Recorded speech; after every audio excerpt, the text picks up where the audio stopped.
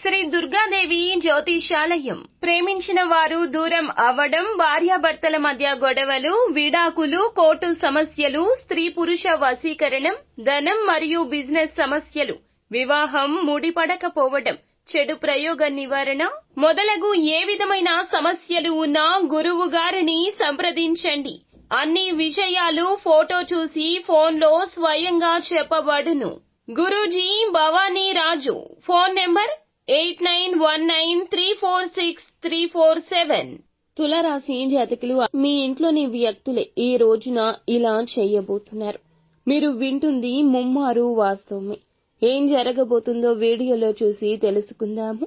Video మీకు నచ్చితే ఒక చిన్న లైక్ అయితే చేసి మమ్మల్ని సపోర్ట్ చేయండి.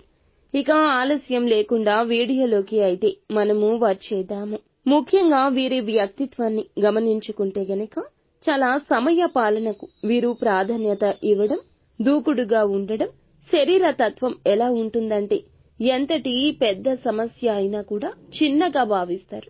అలాగే మానసికంగా కూడా దృఢంగా ఉంటారు. ధనానికి ప్రాధాన్యత ఇస్తారు. కానీ బంధం కంటే కాదు. ఈరోజు ఖర్చు అనేది ఎక్కువ ఉండబోతుంది. ఖర్చు విషయంలో జాగ్రత్త. ఏ పని చేసినా మంచి చెడు ఆలోచించినాకనే మొదలెడతారు.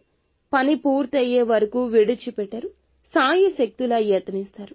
కుటుంబ సభ్యులకు సంబంధించిన వీరి నిర్ణయమే తుది నిర్ణయంగా పరిగణించబడుతుంది. బంధువులు, స్నేహితులకు ఎక్కువగా తలలో నాలుకలా ఉంటారు. చిల్లర వ్యాపారాలు వీరికి కలిసొస్తాయి. ఇక ఈ రోజున మనం గమనించుకున్నట్లయితే ఇంట్లోని వ్యక్తుల ద్వారా కొన్ని రకాల పరిస్థితులు, సంఘటనలు ఆశ్చర్యానికి గురి చేస్తాయి. ఆర్థిక సంబంధమైన విషయాల నిమిత్తం కుటుంబ సభ్యుల వద్ద వీరు ఒక నిజాన్ని దాచిపెడతారు. దానికి సంబంధించి ఒక వ్యక్తి ద్వారా కానీ, ఒక ఫోన్ కాల్ ద్వారా కానీ మీకైతే ఆ విషయం తెలుస్తుంది. ఇందులకు సంబంధించి మీరు తెలియగానే కోపంతో రగిలిపోయినా ఒక్కసారిగా ఈ విషయం మీకు తెలియకుండా ఇంతకాలం దాచినందుకు ఇంట్లోని వ్యక్తుల మీద, ఇంట్లోని ప్రతి ఒక్కరి మీద కూడా కోపడతారు. చిన్నపాటి వాదన, చిన్నపాటి వివాదం తలెత్తుతుంది. కానీ చిన్నగానే దాన్ని ముగించేయండి. దాని వెనుక కారణాలు బలమైనవి. వారు మీకోసం ఇలా చేశారు. మీ దగ్గర దాచిపెట్టడానికి గల కారణం తెలుసుకోండి. ముందుగా వారి మాటలు మాట్లాడనివ్వండి, వినండి, పెడచెవిన పెట్టొద్దు. ఆ తర్వాత క్షమించి వారిని మందలించి వదిలేస్తారు. లేదంటే బంధం బీటలు వారొచ్చు. ఈ వాతావరణాన్ని అస్సలు తెచ్చుకోవద్దు. ఈ రోజున కొన్ని సంఘటనలు కుటుంబంలో కలహాలకు దారి తీయొచ్చు, లేదా మనస్పర్ధలు చెల్లరేగేలా చేయొచ్చు.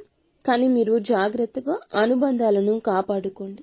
మూడవ వ్యక్తి ప్రమేయాన్ని, మీకు అనిపించిన విషయాన్ని ఇంకొకరితో పంచుకోవడం, ఒకరి దగ్గర స్వాంతన పొందుకోవడానికి ప్రయత్నించడం, ఇది బంధాన్ని బలహీనపరుస్తుంది.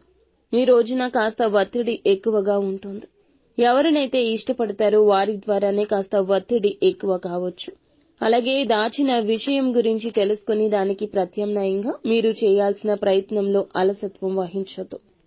వారికి తెలిసిన విషయం కొంచెమే, కానీ దాని వెనుక పర్యవసానం వారు గమనించుకోకపోయి ఉండొచ్చు. దానికి సంబంధించిన మిగతా పని ఈ రోజున మీరు పూర్తి చేయండి. వారితో ప్రేమగా మాట్లాడండి.